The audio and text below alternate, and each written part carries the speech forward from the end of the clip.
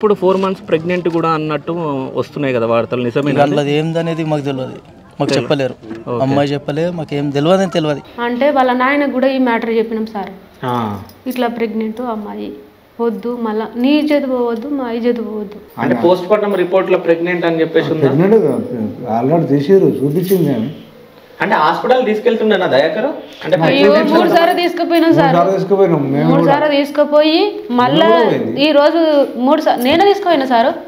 ఈ దినాల తెల్లారి మళ్ళీ వేసుకోపోయేది ఉంది, 15 రోజులకు మందులు రాసిందిగా, మళ్ళీ తీసుకుపోయేది ఉండే అంతే. చూస్తుందని పోలే తెల్లారి గోధుమ హాస్పిటల్ గోధురు వాళ్ళే చంపేసిరన్న అనుమానం మాదైతే, పక్క అనుమానం వాళ్ళే చంపేసారు. వాళ్ళ నాయన వాళ్ళ అక్క వాళ్ళ బావ ముగ్గురు దాన్ని మనసు ఎదురగొట్టి ఫోన్లలో ఇట్లా నంబర్లు పెట్టి దాని మనసు ఎదురగొట్టి ఇంకా బతికే ఉన్నావా అమ్మాయి నేను పిలిచి అడిగితే, అమ్మ మరి ఇట్లా కరెక్ట్ కాదు, నేను చేస్తా, నువ్వు నచ్చింది అంటున్నావు కదా, నేను పెళ్లి చేస్తా, కానీ అట్లా అది కరెక్ట్ కాదు బెట అంటే నేను రానని చెప్పేసింది అమ్మాయి.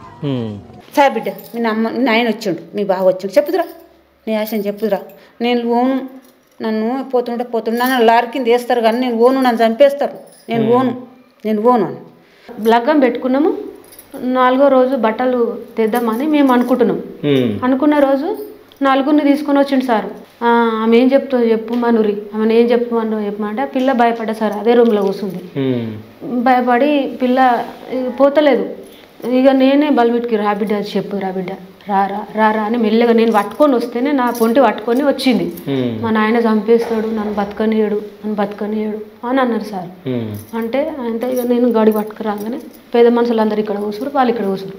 వాళ్ళ బావని అయితే ఇట్లా చూస్తుండు, ఇక మరి ఏం చేద్దాం అనుకుంటుండో వాళ్ళ బావ ఇట్లా చూస్తుంటే పోరు భయపడి వస్తేనే లేదు బయటికి. వీళ్ళే బయటకు పట్టుకొస్తే నేను ఓను, వాళ్ళతోటి ఓను, నన్ను చంపేస్తారు, నేను ఓను అన్న సార్. ఆ రోజు నేను పోనన్నది, అలా అన్నది, చంపేస్తారు, నేను పోతే నన్ను ఇంటికి కూడా తీసుకుపోరు, నడమంతా చంపేస్తారు అని చెప్పింది సార్. అనగానే అయితే వాళ్ళ నాయన వాళ్ళందరూ లేచి వెళ్ళిపోయారు సార్. ఆమెనే తెలుసుకొని వస్తుండే, కానీ మీరు మాట్లాడలే కాబట్టి ఆమె అట్లా తీసుకుందేమో. అంటే ఇప్పుడు అక్కడ ఏం జరిగిందో మనకు తెలియదు. దాని మనసు ఎదురగొట్టింది కానీ ఇంకా బతికే ఉన్నావా ఇప్పుడు అంటారు, ఇప్పుడు మేము చేసిన కాడికి వచ్చింది కానీ వాళ్ళు ఎదురగొట్టిరు దాని మనసు అంతా. బుడబ్బర్ సాగు కారణం వాళ్ళు ముగ్గురు 100% నేను ఇస్తున్నా. వాళ్ళకి చెప్పకుండా పీర్లపల్లి పోయేసరికి సడన్ వాళ్ళు పత్రికలు చేసేసిర్రు, నాకు అసలే తెలియదు. అంటే వాళ్ళు పెళ్లి చేసుకుందామని పెద్ద మనుషులల్లా మేము అడిగినాం అన్నట్టు, ఇట్లా ఉంది మరి ఎట్లా అంటే వాళ్ళ నాయనని కూడా పిలిపించి పెళ్లి చేద్దామని వాళ్ళను అన్నారు. అన్నా కానీ ఇక అన్నం అని మళ్ళీ 2 రోజులు మళ్ళీ చూసి 4 రోజులు చూసినాం. 4 రోజులు చూసి 4 రోజులకు లగ్గం పెట్టుకుంటామని మళ్ళీ ఫోన్ చేసిర్రు, పెద్ద మనుషులతోటే ఫోన్ చేపించారు. చేపిస్తే వాళ్ళ నాయన అంటాడు, అది ఎట్లా పోయిందో అట్లే సావని బతకని, నాకు అవసరం లేదు అన్నాడు సార్. అంటే ఇక అంటే వాళ్ళు విడిచిపెట్టినట్టు, నువ్వు విడిచిపెట్టినట్టు మేము విడిచిపెట్టలేము, మేము చేద్దాం అనుకుంటున్నాం అన్న అని ఎన్ని మాటల సమాధానం చెప్పినా కూడా వాళ్ళు రాలేదు. అని అనగానే సపటిదాకా మేము రాను అనగానే నా పెద్దలుడు, నేను ఇంకొక అన్న అందరం వెళ్ళి వచ్చేసినాం. అక్కడ 16వ తారీఖు అక్కడికి పోయినా, 17వ తారీఖు నా తమ్ముడు చనిపోయాడు, నా ఎన్నుకోడు. నా తమ్ముడు చనిపోయిన బాధలో మేమున్నాము. వాళ్ళు 21వ తారీఖు పెళ్లి తీసేసుకున్నారు. తీసేసుకుంటే నేను కులమ పెద్ద మనిషిని పిలుచుకొని, అన్నకి ఇట్లా చేస్తున్నారే, 20వ తోడికి పెళ్లి తీసారు, ఇక్కడ మనం ముట్టుట్లు ఉన్నాం, మనం ఎటు కాకుండా అయిపోతాము, అది కరెక్ట్ కాదు, ఒక 2 రోజులు డిసెంబర్లో పెళ్లి చేసుకుందాము, లేదంటే జనవరిలో చేసుకుందాం అడిగా. అంటే కులం పెద్ద మనిషితో అడిగితే అసలు మనకు రెస్పాన్స్ ఇవ్వలేరు, మేము చేసుకుంటాం, మీరు రాకుండా చేసుకుంటామని చెప్పేసారు. వెళ్ళిపోయినాక ఇక మేము అనుకొని పెళ్లి చేసుకుందామని ఇక అనుకున్నాం. వాళ్ళ బాబాయ్ ఒకరోజు వాళ్ళ బాబాయ్ ఫోన్ చేసిండు, ఆపూరు అంటే ఈ మ్యాటర్ చెప్తూనే ఉన్నాం సార్. ఎందుకంటే రోజు రోజుకు పెరిగిపోతే మన పరువు వద్దన్న పదరంతో మేము లేకపోతే ఇంత తెచ్చుకోకపోదు సార్. మేము వాళ్ళ పరువు వద్దు, మా పరువు వద్దు అని మేము ఇంత చెప్పినా కూడా వాళ్ళ నాయన ఒక్కనాడు కూడా చెల్లించలే, వాళ్ళ అమ్మ ఒక్కరోజు కూడా చెల్లించలే. నువ్వు లగ్గం నేను చేసిన, ఇంత ఘనంగా నేను పెళ్ళి చేసినాక నన్ను నువ్వు 2 రోజులకో 3 రోజులకు వచ్చి దాన్ని ఊరటో వచ్చి ఒక్కరోజన్నా అయ్యో నా బిడ్డ ఎట్లుంటుంది, ఏ సంగతి, కష్టములుందా సుఖములుందా అని నువ్వు ఒకరోజు చూసిపోలేదు. అంటే వాళ్ళు ఏమని చెప్పారు అంటే, నేను మొన్న చావు రోజు నేను వాళ్ళ ఇంటి దగ్గరకు పోయినా, సో వాళ్ళ నాన్నతో మాట్లాడినప్పుడు కూడా సో నేను కొంచెం తక్కువ బంగారం పెడతానా, వాళ్ళు ఎక్కువ బంగారం అడిగారు, మేము అడగలేదు సార్, కట్నం కోసమే చంపేసిరని చెప్పేసి అన్నాడు. అది అంత డూపు సార్, అది అంత వేస్ట్.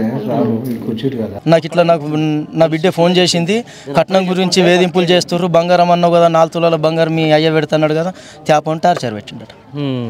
సో వాళ్ళ నాన్న మాత్రం కట్నం ఇవ్వలేరని చెప్పి చంపేసిరు అని చెప్పేసి వాళ్ళ నాన్న మేము ఎప్పుడు అట్లా అనలేదు సార్, మీరే అర్థం చేసుకోండి సార్. మేము అట్లా చేసేటోళ్ళం, 10 లక్షలు పెట్టి పెళ్లి మీరు 10 లక్షలు ఇంత ఘనంగా చేసిన ఇంకా ఎంత ఘనంగా చేసినా మీరే అట్లా ఫోటోలలో చూసుకోరు సార్, మేము కాదంటే. మంచి గ్రాండ్ చేసుకుని పెళ్లి అంటే వాళ్ళని కాదని మీరు పెళ్లి చేసారు కదా, సో డబ్బులు మొత్తం మీరే ఖర్చు పెట్టారు? డబ్బులు మొత్తం డబ్బులు పెట్టిన బంగారం పెట్టిన నేనే, దాని మీద ఉన్న సొమ్ములన్నీ మాయే. అది ముక్కు పుల్ల కూడా దాని తల్లి లేదు అసలు, నిజం చెప్పాలంటే కూడా. కానీ ఇప్పుడు మాదంటారు వాళ్ళు చంపేసారు కాబట్టి వాళ్ళు తొందరపడి శవాన్ని మార్చర్లకి మార్చేసారు. సో బాడీని చూసిరా మీరు? చూసిన. అంటే ఏమన్నా కొట్టినాయి కానీ అవి ఏమన్నా దెబ్బలు ఏం లేదు, ఇక్కడ కేలి ఇటు ఒక డాగ్ ఉంది, ఇక్కడ ఒత్తినట్టున్నది ఇట్లా. ఓకే, ఉరేస్తే ఈ 2 ఇట్లా రాల, ఇక్కడ లేదు, అట్లాంటిది ఏం లేదు. చనిపోయినప్పుడు నాలుక బయటికి రావాలి కదా, రాలేదు, ఇక్కడ తాడు కూడా లేకుండే వాళ్ళే చంపేసిరని కూడా మాట్లాడేది. అప్పుడే వేసుకున్నట్టుంది. 10-15 మినిట్స్ అవుతుంది సార్ వాస్తవానికి. మరి అలా జరిగిందో తెలియదు కానీ 10-15 మినిట్స్లోనే నాలుక బయటకు రాదు కదా ఎవరికి కూడా. ఒకటి 1 అవర్ 15-20 మినిట్స్ ఉంటేనేమో కొంచెం ఇలా వేలాడే ఉంటుంది. చూపు చూస్తుందంట వీళ్ళు ఇప్పేసరికి, ఆ విధంగా ఇప్పారు వాళ్ళు. దమ్ము తీస్తుందంట, లైట్ వస్తుందంట కొంచెం, అంటే అంతగానం రాలేదు వీళ్ళకు. ఒత్తితే గురుకు మన్నదంట, ఒకసారి 2 సార్లు అన్నదంట, గురుకు మన్నదంట. ఆ వెర్షన్తోనే అమ్మాయి ఏం చేసింది, అత్తమ్మ బానే ఉంది అని వాళ్ళు ఇప్పడానికి కారణం కూడా అది చచ్చిపోయేదాకా కూడా చూడలేదు కదా. ఏంటంటే చేద్దాం వాళ్ళ ప్రయత్నం వాళ్ళు చేసిరు అనమాట. వాళ్ళిద్దరికి ధైర్యం ఇస్తలేదు వాళ్ళకి కూడా. ఇప్పి తొందర ఇప్పేసి ప్రెస్ చేసేసి నోట్లో నోరు పెట్టి ఊదిండంట అతను. ఊరేసరికి మళ్ళీ ఒత్తుతుంటే సరే దమ్ములాగా లోపల నుంచి ఎయిర్ లాగా వచ్చేసిందంట. ఆ భయంతో ఈమెను శృతిని వదిలిపెట్టి దయాకర్ అక్కడ కురుకొచ్చాడు, తన అక్కడికి కురుకొచ్చాడు. అయితే మీది కూడా లవ్ మ్యారేజ్ అని చెప్పింది మా ఇంటర్వ్యూలో. Love marriage. అదే అంటే మీరు ఒప్పుకోవాలి కదా, అంటే ఇంత జరగకపోతుండే మీరు ఇద్దరికి కలిసి పెళ్లి చేస్తుంటే, అంటే మీరు ఇదే మీ ఫ్యామిలీ వాళ్ళ ఫ్యామిలీ కలిసి పెళ్లి చేస్తుంటే ఇప్పుడు అడగడానికి ఒకటి అంటే నాకు ఇక్కడ తమ్ముడు చనిపోయింది కదా, ఆగుమన్నా చేస్తాన్నా కదా నేను, ఆగుమన్నా టైం మీరి నాకు కొద్దిగా, మేము కూడా అందరం కులము, నా కులము నీ కులం కలిసి చేసుకుందాం గమ్మత్తు అని చెప్పిన. వాళ్ళు ఆగలి, మా కులం మనిషి మాట్లాడితే వాళ్ళు లాయర్తో అక్కడికి వెళ్ళి మాట్లాడిపించారు. మర్ర మీరు ఏం డిస్టర్బ్ చేయొద్దు, ఇక్కడ లగ్గం చేస్తారు బరాబర్ అని చెప్పి. కాదు, ఇన్ని రోజులు మీ కూతురు మాట్లాడలేదు కదా, ఇప్పుడు 20-30 రోజులు అయింది. సో బాధ అనిపించలేదా మీకు, అంటే వెళ్ళి మాట్లాడాలి అది అని చెప్పేసి? మాట్లాడని నాకు కూడా ఉంది, జర్ర కోపంతో. ఒక నెల కానీ అని ఆగిన, నెల కూడా కాలేదు. నెల కానీ పోయి మాట్లాడతా పోతాం, ఇంటికి పోస్తాం. కన్న పిల్లల మీద కోపం ఎందుకు? వద్దన్న నేను, వాడికి అద్దమ్మ వాడు మంచోడు కాదని చెప్పిన. ఆమెనే తెలుసుకొని వస్తుండే, కానీ మీరు మాట్లాడలే కాబట్టి ఆమె అట్లా వేసుకుందేమో. అంటే ఇప్పుడు అక్కడ ఏం జరిగిందో మనకు తెలియదు, వాళ్ళు చంపారో తెలియదు, ఈమె వేసుకుందో తెలియదు. సో ఇప్పుడు మీరు దూరం అయిపోయారు, వాళ్ళు అట్లా చేస్తున్నారు, సో అట్లనే ఆమె వేసుకుందేమో, అది కూడా తెలియదు కదా మనకి. మీరు ఒకవేళ ప్రేమగా మీరు మాట్లాడినంటే మీ ఇంటికి వస్తుండేనేమో. వాళ్ళ అమ్మతో మాట్లాడిపించిన, మాట్లాడింది.